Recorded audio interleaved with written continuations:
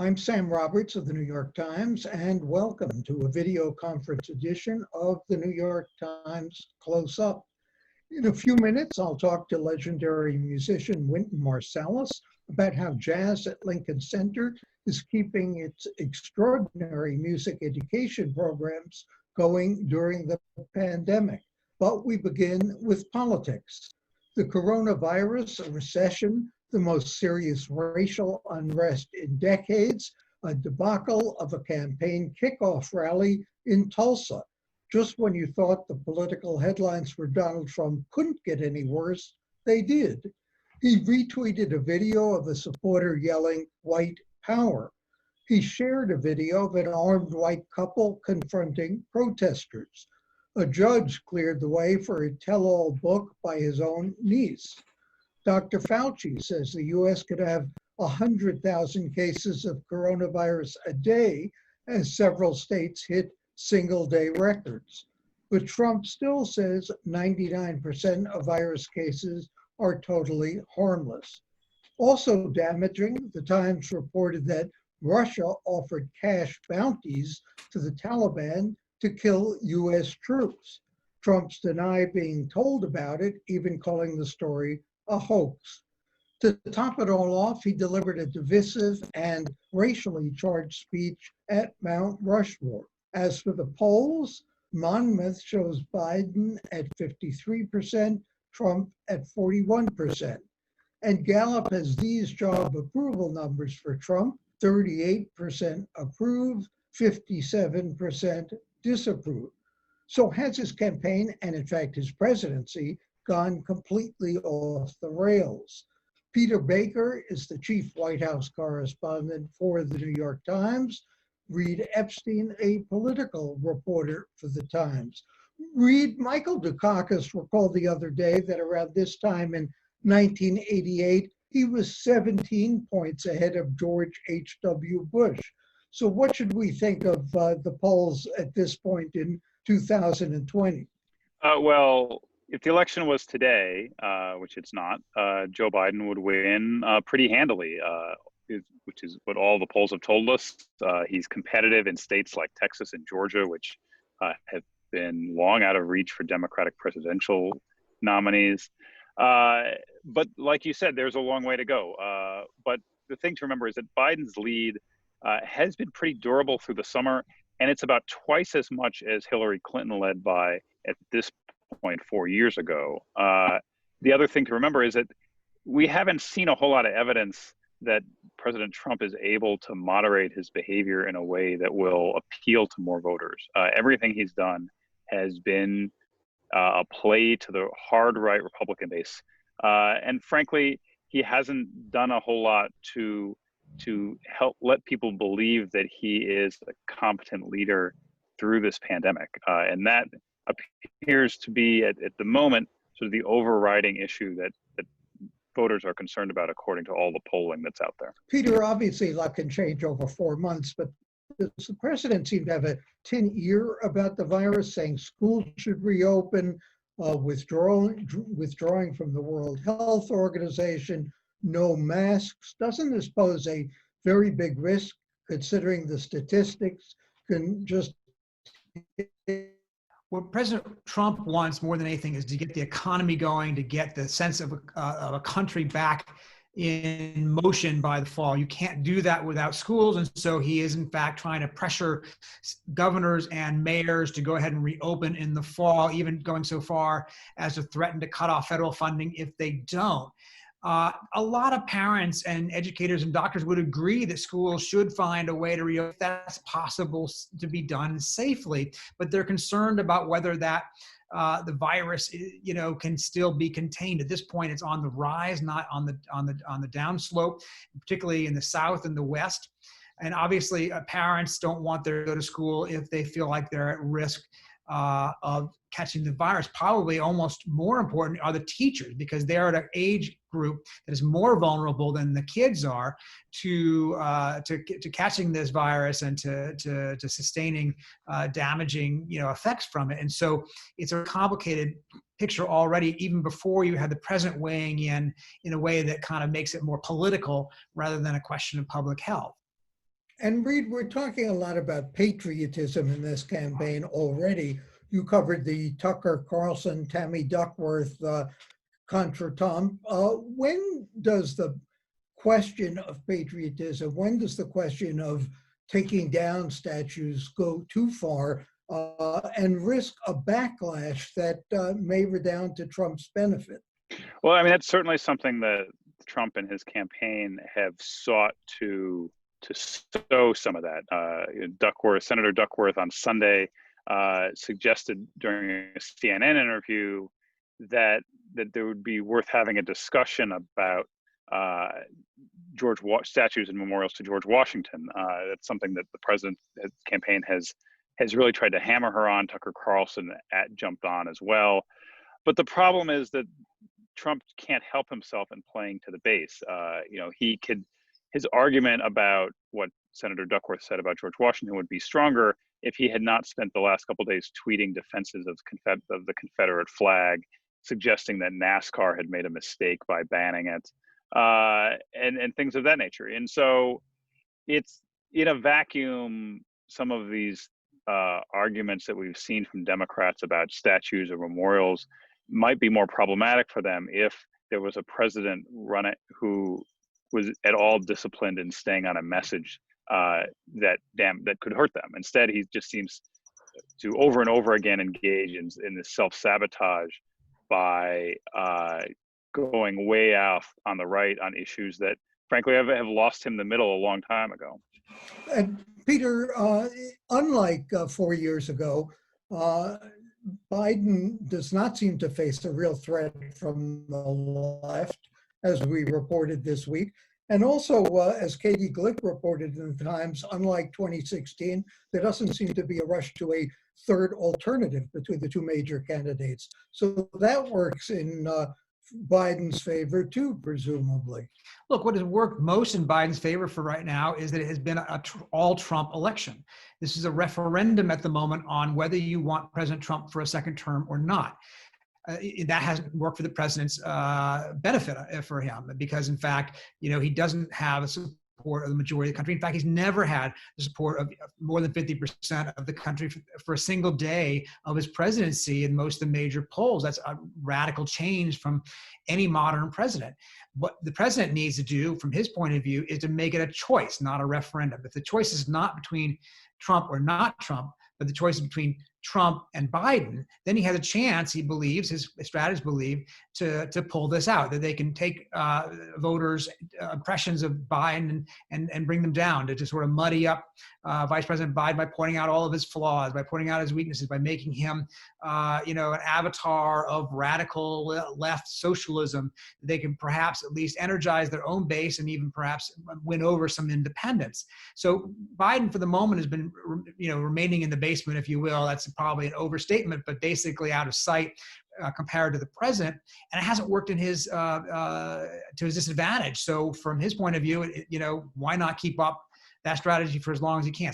Fall, though, there will be a moment where the two of them will presumably be valued, side by side, and that's when President Trump thinks he still has a chance to pull this out.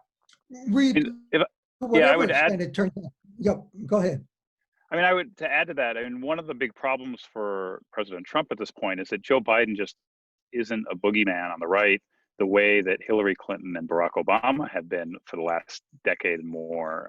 If you look at ads that Republicans running down ballot for the House and Senate have on the air, the scary black and white images are not of Joe Biden. They're of Alexandria Ocasio-Cortez and Nancy Pelosi and sort of the boogeymen in Congress. Trashing Joe Biden, if it gained any traction for Republican candidates, you would see House and Senate candidates using Biden in their footage, and they just don't. It's really a sign that attacking Biden as sort of the scary element on the left isn't going to work, because if it did, they would be doing it. You can go back to Richard Nixon and make comparisons to what Trump is doing on race. You can invoke Ronald Reagan To me, I hate to date myself, covered the campaign, it sounds a little bit too like George Wallace. In fact, even more specific than George Wallace. George Wallace's theme, very cleverly, I thought, was send them a message. Them could be whoever you wanted it to be. The message could be whatever you wanted it to be. Trump is being a lot more specific. How is that playing when people are concerned about race? I think people tend to lie about race on polls, but how is that going to play in this campaign? Peter, what do you think? Well, I think that the comparison is interesting, right? You know, Wallace in 1968 was an independent candidate running on a a ticket that both Richard Nixon and Hubert Humphrey were too liberal, and that he was running on grievance and resentment, particularly among white Southerners who thought that desegregation had been shoved down their throats by the elites of the East Coast and the North, and the comparison, I think, to this idea of the politics of grievance and resentment. What President Trump is playing to is as well that they are out to get us. In fact, I think one of his online ads says they're out to get you, but I'm the only one standing in the way. And it's more specific, as you say, it's specific in some ways on monuments and Confederate flags and so forth. But it's also about this idea that of who he's against or who's against him. More than a specific issue, I think the appeal he has to a lot of the people who support him is that he is taking on them, the ever-present them, and them, as you say, can be whatever you want it to be. It can be the liberal elite, it can be the moneyed classes, it can be Washington's swamp, it can be race, it can be immigrants, it can be anything you define in that category. But the question is whether that's enough to win. Of course, George Wallace just won 5 states in the South, and that was it. President Trump needs to expand, not shrink his base at this point. If he's playing to the same states he won in the South last time, he's not competing then for Michigan, Wisconsin, Pennsylvania, which were the states that really put him over the top 4 years ago. Instead, he's on the defense. He has to defend Arizona. He has to defend Florida. He has to defend states that he should have in his pocket. And it's a question about whether this message appeals to the states that he needs in order to come out on top. And Reid, when do you think we're going to hear from Joe Biden on the vice presidency, and how important is that decision likely to be in November? Well, we'll hear certainly before the Democratic convention begins August 17th. I would think probably not any much sooner than a week or two before then have been the signals out of Biden's camp. And the importance of that is really going to depend on how strong a position Biden is in, both when he makes that selection and through the fall. There's been different schools of thought on the running mate pick, whether he's somebody he needs to help him win election or somebody who he'll choose to help him govern. And I think ideally for Biden, it would be someone who could do both. And so, the unrest over police violence has certainly made it cast sort of a different spotlight on whether he needs to choose a woman of color for that position. It sort of that eliminated effectively Senator Amy Klobuchar from contention, given her own history. But I think history tells us that the running mate is not all that important in whether a candidate wins or loses. But certainly given Vice President Biden's age and sort of the state of the Democratic Party, there's a lot of places where you could make a wrong decision here, but making a right decision may not help him all that much. Peter, let me ask you a last question, if I may. I'm not sure you've read it yet, but you certainly read the stories about it. What have we learned that you didn't already know covering the White House about the president from his niece's book? Yeah, it's a great question. Mary Trump, of course, is now out with her book, or at least it's going to be published in the next week or two. What news accounts have been all over the book, and I think what it does is it paints a pretty scathing portrait of her uncle as a person who's not who's damaged psychologically. She says she's a clinical psychologist. The relationship he had with his father was troubled, to say the least. Obviously, there are some specific there are some significant revelations, like the allegation that he paid somebody to take his SAT for him as a young man. That used to be the kind of thing that would be a disqualifying scandal for a politician. And I think in this case, a lot of people reacted to it saying, or didn't it sounded in keeping with things that they've heard in the past about him.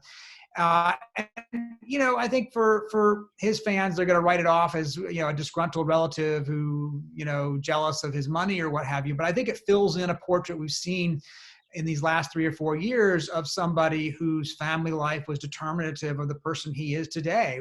We try to understand sort of the way he operates, the behavior he manifests, the style of politics that he exhibits. It all has its roots in his own history and his family and the dysfunction going back then.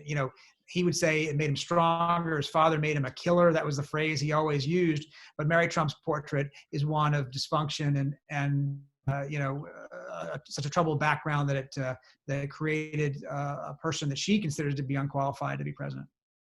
Peter Baker, Reid Epstein at the New York Times, thanks so much for joining us. And coming up next, the one and only Wynton Marsalis.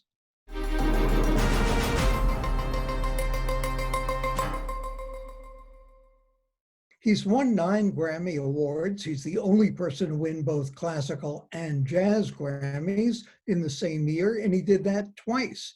He's the author of 6 books and a Pulitzer Prize winner. I'm speaking, of course, of legendary trumpeter and composer Wynton Marsalis. He's also the managing and artistic director of jazz at Lincoln Center. In that role, he's a globally respected teacher, overseeing a wide range of education programs, and they include the essentially Ellington High School Band Competition and Festival. The coronavirus made it impossible to stage it in person this year, but that did not stop the music. And it won't stop the Summer Jazz Academy, a summer camp program for people of all ages and skills. We're pleased to welcome Wynton Marsalis. When you told the Times last month that you had a kind of preconceived notion of everything you might accomplish during the lockdown, a lot of exercise, less eating, writing a lot of music, it didn't quite work out that way. But how did essentially Ellington work out? How did that work out on a virtual platform? It worked out great. We had 23 bands from around the world. First, it's great to talk to you. Many years, Sam, I love you, and it's a pleasure. Thank you, sir. And, we're able to teach students, send in comments to band directors. Everything was condensed. We're able to show our students a wider range of what's in the world of playing jazz. Of course, it wasn't like being there, but when we did the virtual cheer tunnel with all of the members of the Jazz at Lincoln Center staff, I actually got full, seeing our full staff in their homes, cheering for kids who were participating in the festival. And the judges got along well. We had 2 essentially Ellington alumni because it's the 25th anniversary of the program. 2 judges were alumni. They were fantastic. Riley Mulherka, who's a trumpet player from Seattle, and Alexa Tarantino, who's an alto saxophonist and a teacher. Well, she actually plays multi-reeds. It was great for me to work with people who had been younger people in the festival, and now as adults, they're having a tremendous impact on the identity of jazz in this time. And I could go on and on, but I'm not gonna. But it was a good experience. What happens to the alumni of programs like this? Where are they today? Do many of them go into jazz, or? They go into many different things. It's because it's a big band festival, and it's been hundreds of thousands of students over the years. And they do everything from work in law firms, work at hedge funds, work in the gas and oil industry, to being musicians, being teachers, being organizers. They're a fantastic group, that alumni group. And I'm always proud whenever I see a person that says, I participated in EE. They learn a certain thing from the music of Duke Ellington and how to accept the creativity of other people. And they tend to be very kind of creative and open people. And they do many different things, and they have many different opinions and ways of being in the world. Jazz is so improvisational. How does Ellington distinguish himself? Well, the thing with jazz is the balance between the space for improvisation and the space that is organized for the group. It's a lot like our Constitution with our federal government and the states' rights. With jazz, we have a lot of space for you to express yourself. And Duke Ellington also wrote for individuals. So he didn't write for trumpet, he wrote for Cootie Williams or for Ray Nance or for alto saxophone of Johnny Hodges. So many times when we interpret his music, we're playing inside of archetypes. So you're playing kind of in the way of Johnny Hodges with that type of sultry, sweet soul, but there's a lot of room for you to find yourself.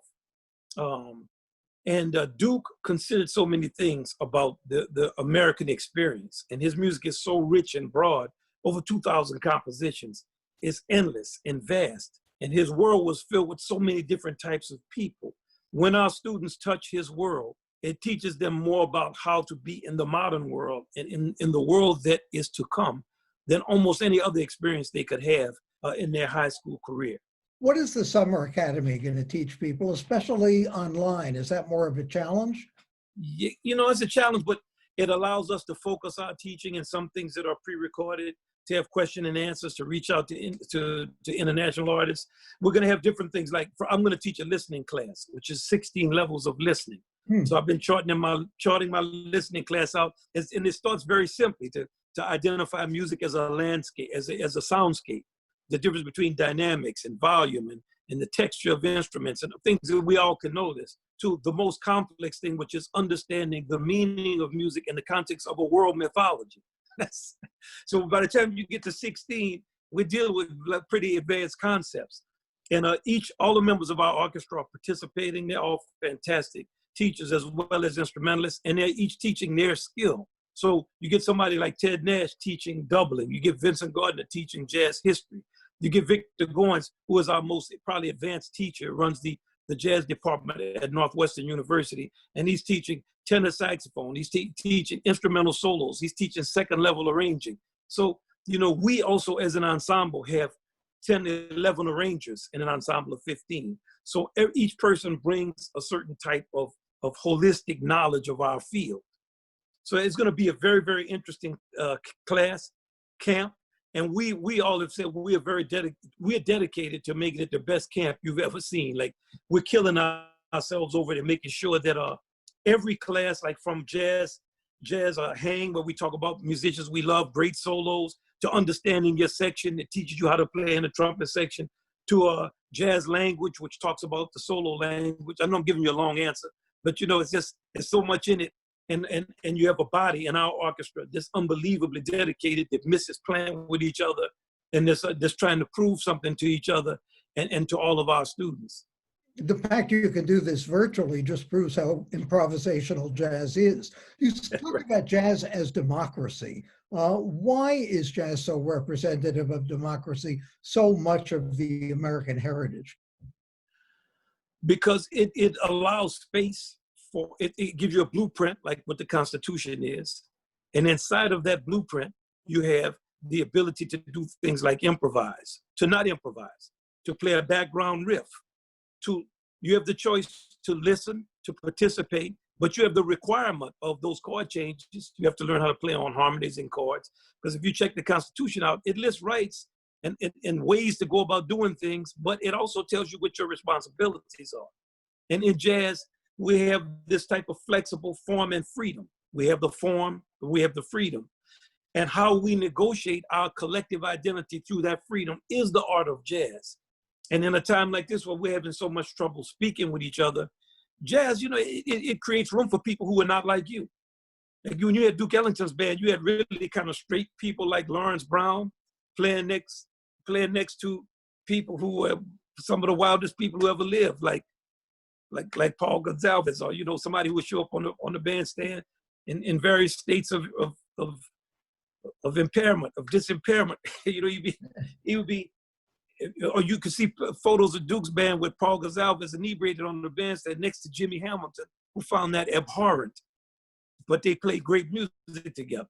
So our music gives you a chance to, and jazz musicians have many different viewpoints. Many times we don't agree on things necessarily. Our music and the concept of swing forces us to find balance with each other, even when we don't want to. You wrote in The Guardian that you grew up in segregation. Your dad, who died recently of the virus, did too. And you said the opposite of injustice is not justice, it's corrective assistance. What did you mean by that? I mean that kind of sustained injustice against any group of people or a person does not leave them whole. You read anything about after the Civil War, okay, y'all are free. Now you're free, and I'm going to make sure I exploit your ignorance and everything to make sure you're never free. Now, 100 and something years later, you get great figures who get assassinated, Martin Luther King, Robert Kennedy, so on and so forth. We know the roll call from the 60s of great citizens. Then it's like, well, let's take all of this back again.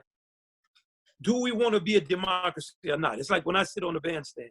Do I want to play all of the solos? I have a band full of great solos. We're going to play maybe a solo a night. We sacrifice that to play together.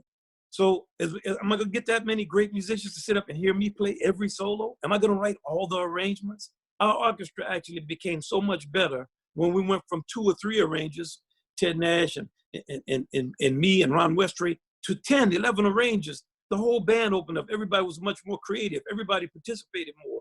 Now we get on the bandstand, and when we get to the 8th or 9th song, we normally play 10 songs a night. Everybody in the band is looking around to see who has not soloed and giving their solos up so that person can play. In the beginning, it wasn't like that. So, you know, there's a collectivity to the world, and democracy affords you the opportunity if you can hold yourself back from exploiting everybody who doesn't have the advantage you have. If you can accept that the game is actually about creating a fusion of creativity and a fusion of things that allows everything to flower, then you have more of whatever you have. It's very difficult for us to get over the kind of conqueror. It's hard to go from predation to symbiosis. So when you're a predator, you know, you're gonna predate. When you have somebody you can exploit, and we need to negotiate that. However, democracy gives us the opportunity to do that. So I'm not going to throw that opportunity out by being dissatisfied with it. Sounds like a good message and a good message to end with. Thanks to the great Wynton Marsalis, Jazz at Lincoln Center, and for the New York Times and CUNY TV, I'm Sam Roberts. All right. Thank you, Sam.